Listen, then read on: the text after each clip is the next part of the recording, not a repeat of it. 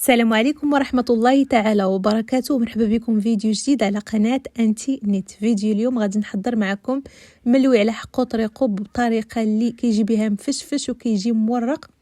جربوه بعينيكم مغمضة. بالنسبة للمكونات اللي جد بسيطة واقتصادية، غادي نحتاجو في هشوار، غادي نحتاجو زلافة عامرة ديال الدقيق الفينو، كذلك غادي نحتاجو ملعقة صغيرة من الملح، وايضا ملعقة كبيرة من السكر.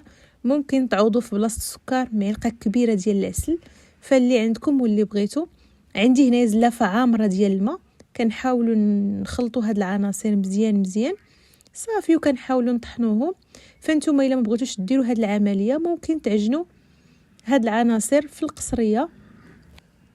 علاش درت هاد الطريقه؟ باش هكا نحضر الملوي ديالي دغيا يعني ما نخليهش يرتاح مده طويله. صافي هنايا من بعد ما كنطحنوا هاد العناصر مزيان مباشره كنحاول نخوي هاد الخليط ديالي في قصريه. صافي وهنايا مباشره كنحاول نضيف الدقيق بالتدريج، وحنايا كنجمعوا العجينه ديالنا. بالنسبه للكميه بالضبط اللي احتاجيت، 2 زلايف عامرين ديال دقيق الفرص، تقريبا واحد 500 غرام ديال الدقيق. وبالنسبه للقوام ديال هاد العجينه، خاصها ضروري انها يعني تكون متماسكه باش هكا نتحصلوا على الطراق اللي بغينا. صافي هنا من بعد ما كنجمعوا العجينه ديالنا، هذا هو القوام اللي لازم اننا نتحصلوا عليه. يعني القوام ديال العجينه ديالنا كتكون شويه متماسكه. غادي نغطيها بالبلاستيك الغذائي ونخليها ترتاح غير نص ساعه المكانه راه كافيه. هنا من بعد ما كتمر ديك نص ساعه المكانه، كتكون العجينه مدلوكه وكتجي رائعه. غادي نحاول انني نقسمها لكرات اللي بحجم يعني كيكون متوسط. غادي نستمروا بنفس الكيفيه على هذا الشكل ونتلاقاو من بعد.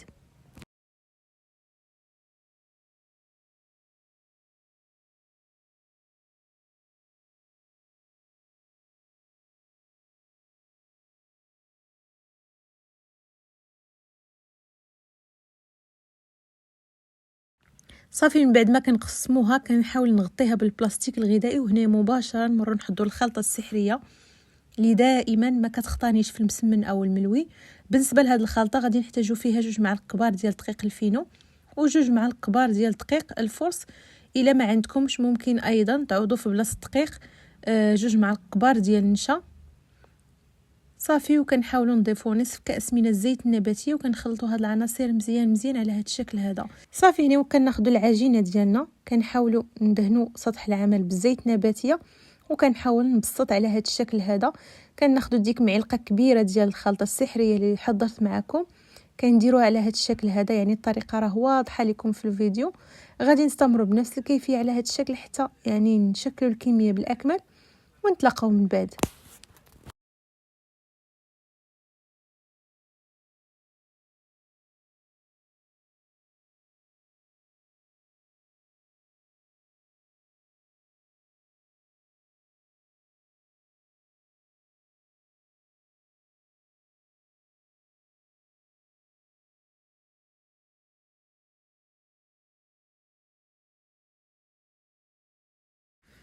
صافي هنا من بعد ما كنتهي، هنا مباشره كناخذوا العجينه ديالنا، كناخذوا 2 الاقراص، وكنحاولوا اننا ندهنوا سطح العمل بالزيت النباتيه.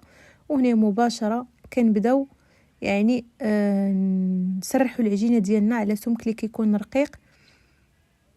فصدقوني جربوا هاد الطريقه، راه كيجي بها الملوي ديالنا او المسمن كيجي رائع. كندهنوا سطح العمل بالزيت النباتيه، وهنا مباشره كنسرحوا العجينه ديالنا على سمك اللي كيكون رقيق.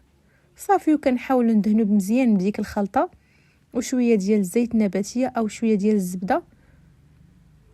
فبالنسبه لهاد الخلطه ممكن ايضا تذوبوا واحد 2 معالق كبار ديال الزبده وتضيفوهم لهاد الخلطه. فصراحه كيجي الملوي ديالنا رائع ملي كنضيفوا ليه دوك 2 معالق كبار ديال الزبده، كيجينا هشيش. فإلا ما عندكم ماشي بالضروره. صافي وهنايا كنحاولوا نشكلوا الملويه ديالنا على هاد الشكل هذا. يعني الطريقه راه واضحه لكم في الفيديو، طريقه لي سهله وكيجي بها مورق.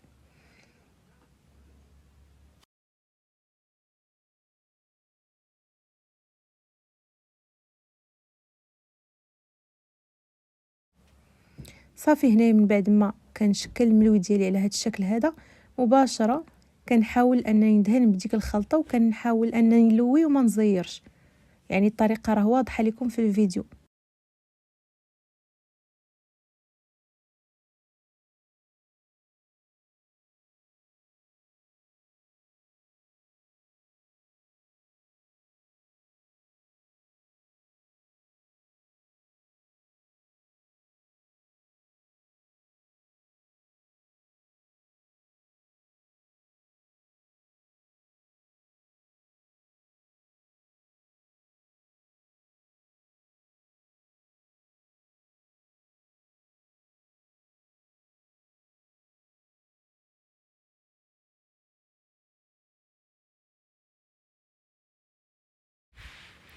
هنا مباشره كنبسطوا الملوي ديالنا ومباشره كنبداو نطيبوه في مقله اللي بطبيعه الحال كنرشوها بشويه الزيت نباتيه. وهنا كنحاول انني نطيبو وفي نفس الوقت يعني بقى نقلب الملوي ديالنا وكندهنوه بشويه زيت نباتي. وهنا غادي تلاحظوا ان الملوي ديالنا كيجينا كله منفوخ وكيجي رائع.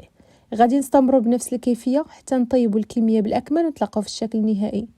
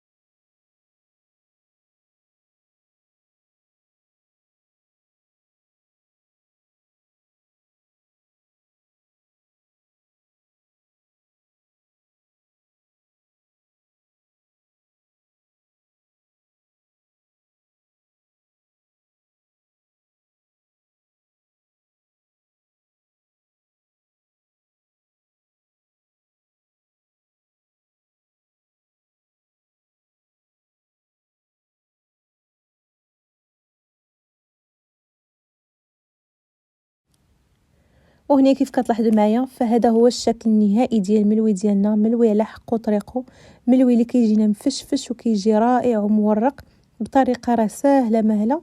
كنصحكم انكم تجربوه لانه فعلا كيستحق تجربه. فإلا عجبكم الفيديو ديال اليوم ما تنسونيش من اللايكات ديالكم وتعاليقكم الجميله. دمتم في امان الله وحفظه، مع السلامه الى وصفه اخرى ان شاء الله.